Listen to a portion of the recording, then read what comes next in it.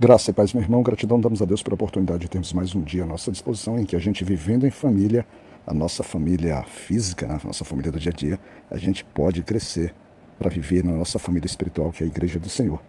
Tá bom?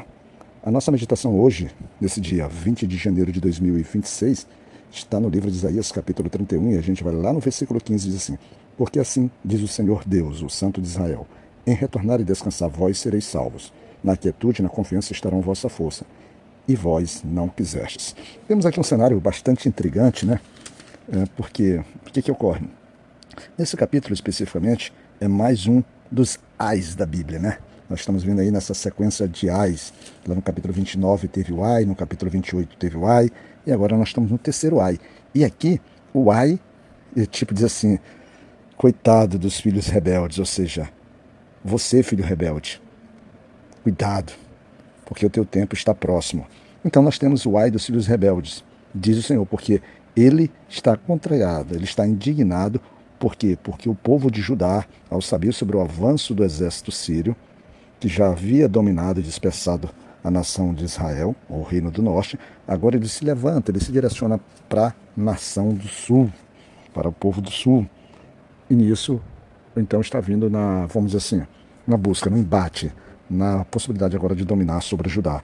E Judá, e quando a gente se sente em desespero, eu sempre digo, você procura apoio, procura ajuda. Nós temos essa tendência natural.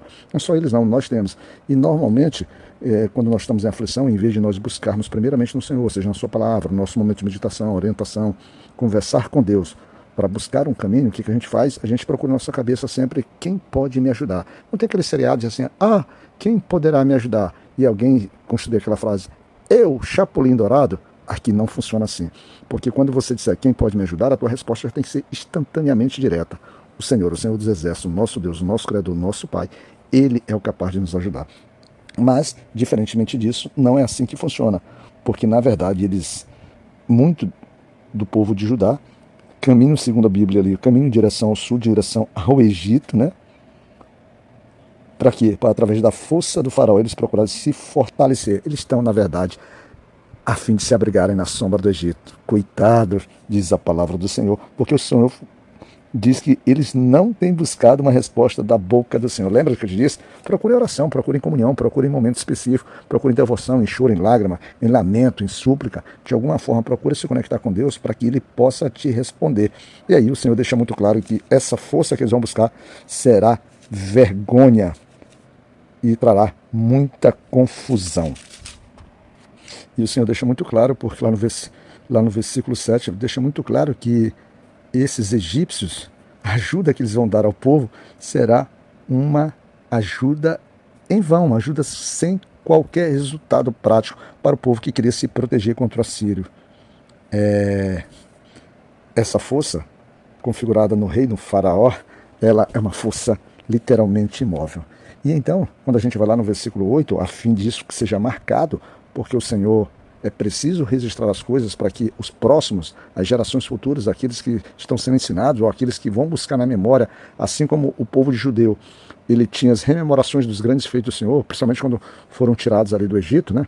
Através de festas e de celebrações. Aí o Senhor pede para que o profeta faça, porque no versículo 8 ele diz assim: agora vá, escreve isto perante eles em uma tábua e registra isto em um livro, para que fique para o tempo vindouro, para sempre e sempre. Olha, essa tua vergonha vai ser registrada. Teu povo, quando estudar a tua história, rever, vai ver que em diversos momentos você não confiou no Senhor. E essa não confiança vai te trazer vergonha, vai te trazer tragédia, vai te trazer dor, vai te trazer sofrimento, vai te trazer lamento, vai te trazer angústia, vai te trazer morte. É isso que há o registro. E o Senhor fala isso e chama eles de povo rebelde, filhos mentirosos, filhos que não dão ouvido à lei do Senhor. Eu fico pensando isso na nossa vida prática, os nossos filhos. Quando nós, como pai, direcionamos os nossos conselhos, as nossas orientações, às vezes até ordens a eles, e eles não cumprem, isso já deixa a gente intrigado e angustiado. Imagina então aqui o Senhor com esses seus filhos chamados aqui filhos rebeldes e mentirosos. E eles se encontram assim, eles são tão, vamos dizer assim, as coisas são tão pessoais para eles, porque eles pedem para que os videntes, para que os profetas, eles não falem a verdade, eles não tragam a mensagem verdadeira, porque eles querem o quê? Eles querem permanecer no erro, eles querem coisas suaves, eles não estão atrás daquilo que é correto, eles não estão atrás daquilo que o Senhor realmente está dizendo para eles estão, na verdade, atrás do apoio do Egito. Eles confiam no faraó, estão deixando de confiar em Deus. Uma coisa que chama atenção é que a Bíblia, logo no começo, lá no versículo 1, bem lá para o final, ela diz assim, ai dos filhos rebeldes, diz o Senhor, que recebem conselho, mas não de mim, e que se cobrem com uma capa, porém não do meu espírito, para que possa adicionar pecado ao pecado. Ou seja, eles deixam de ser aconselhados, ou seja, descobrir a sabedoria do Senhor, eles deixam de ter a proteção do Espírito Santo, ou seja, eles não têm uma capa agora que possa protegê-los, que é a capa do Espírito Santo, e eles adicionam pecado ao pecado. Por quê? Porque eles rejeitam o Senhor, que é um pecado, e passam a confiar nos homens, que é um outro pecado. Ou seja, a Bíblia acaba adicionando isso, adicionar pecado a pecado. E então, diante desse cenário, né, cenário de profano, cenário de rebeldia, cenário de, vamos dizer assim, de desordem, de desobediência de um povo que deixa de confiar no seu Deus e vai confiar em homens, o Senhor Santo de Israel diz que, por este fato, né, pelo fato de eles terem desprezado a palavra, né, a palavra do Senhor, a palavra dos seus profetas, e confiado na opressão e na perversidade e continuado nisso, o Senhor diz muito claramente, lá no versículo 13, portanto, esta iniquidade será para vós como uma rachadura prestes a cair, estufando-se para fora em um alto muro, cujo desabamento ocorre de repente, em um instante, ou seja, a qualquer minuto, a qualquer segundo.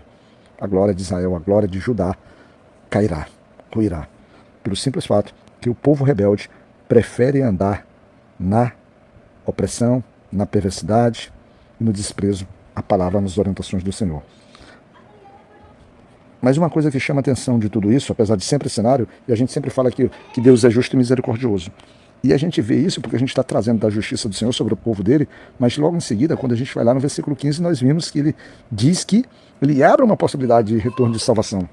Você lembra qual foi o versículo que nós abrimos? Quando ele disse logo, para que você esteja bem claro, porque assim diz o Senhor Deus, o Santo de Israel, em retornar e descansar, vós sereis salvos. Ele está dizendo assim, desista disso, desista dessa aliança, desista de buscar refúgio, de buscar proteção naquele que não pode te dar, nessa proteção inútil, venha de volta para mim. E é exatamente nisso que o Senhor, e logo mais na frente, quando ele diz assim, que o Senhor espera, quando ele diz lá na frente, ele diz assim, e portanto o Senhor esperará para que ele seja misericordioso consigo, ou seja, ele dará um tempo para o povo de Israel possa se arrepender e para que ele possa, por exemplo, gozar dessa bênção, gozar desse privilégio, que é dito, por exemplo, lá no livro de Levítico, né, quando ele fala quando ele diz assim que com 100 eles espantariam exércitos, por exemplo, ele tem uma saída assim, mas quando a gente faz o contrário, quando a gente faz o ato de rebeldia, pelo contrário, até a sombra da gente se tornaria mais forte do que a gente própria.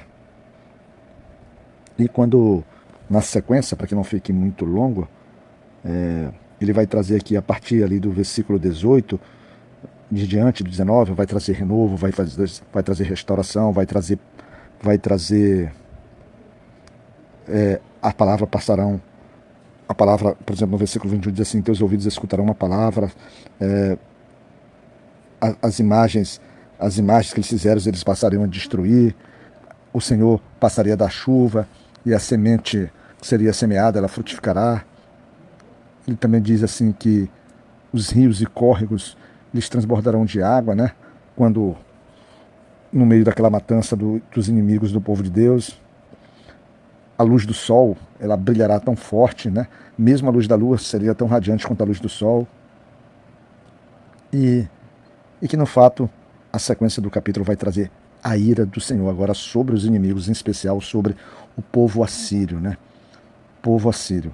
E quando chega no final, ele diz assim no versículo 33, para Tofete está decretado há muito tempo, sim, para o rei isto está preparado, ele tem feito isto profundo e largo. A pira daquele lugar é fogo e muita madeira. O sopro do Senhor, como uma torre de enxofre, irá sediá-lo. Tofete era o local que tinha ali aquele fogo de Geena, né? Que da onde deriva a palavra inferno na Bíblia, que era o grande lixão que se queimava, é para lá. Está, por exemplo, reservado, decretado lugar para esse rei assírio. E a justiça do Senhor vai se fazer presente. Então, a gente vê, né, que apesar do Senhor estar sempre, às vezes, muito indignado com seus filhos, é um pai que realmente ama. Nós somos assim na nossa vida prática. Nossos filhos nos aborrecem, nossos filhos nos entristecem, nossos filhos nos ofendem.